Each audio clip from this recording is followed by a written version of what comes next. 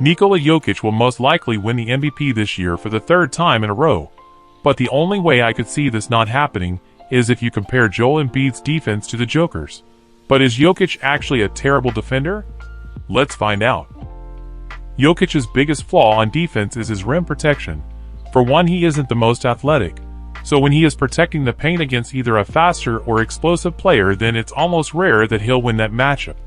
It's also important to note that opponents shot 68% at the basket when he was the closest defender, which is the second worst among players who challenge at least 4 shots per game.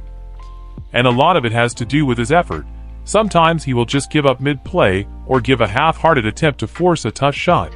And yes, I understand that he's most likely saving his energy, or he doesn't want to get in foul trouble since he's the superstar.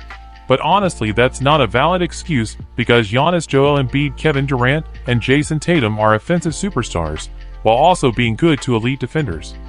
It just comes down to effort, which is something he lacks at times. And here on this chart, I added the Cavs, Grizzlies, and Bucks, who have elite rim protectors to compare to Jokic. And as you see, when it comes to saving points at the rim, Brook Lopez and Jaren Jackson is at the very top. And if you look all the way down, you'll see Jokic. He's in the same group as guards when it comes to protecting the rim, and for obvious reasons, that's not ideal for your 7-footer. And the Denver Nuggets finished the season 21st in points allowed in the paint.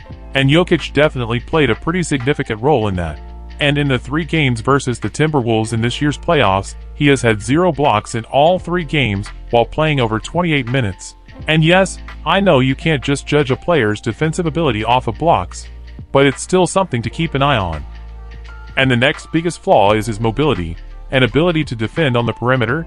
He just isn't very fluid and stable enough to defend even other smaller centers off the dribble. And this isn't exposed as much as you would think, because he's in drop coverage a lot.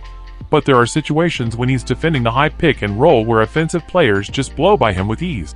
And these are possessions that mean a lot more in big playoff games. But there is one reason why I wouldn't call him a terrible defender, and that's because he leads all centers in steals per game with 1.3, which is insane when you think about it. But this is where his IQ on offense translates to the defensive end. He has great anticipation and just knows when a pass is going to be made, and he can easily recognize a lot of plays. So all in all, while Jokic isn't a terrible defender, he's still been an average to below average defender this season, but not terrible or extremely bad. And as much as I want to say it's because of his lack of athleticism, that just isn't true, because it's more of an effort thing. Because defenders, like Brook Lopez, Ivica, and even Steven Adams aren't the most mobile or athletic. But they all put in tremendous effort and anchor their team's defense. But that'll be all for today's video. Let me know if you think Jokic is a bad defender. And if you like defensive videos and breakdowns, please subscribe to the channel.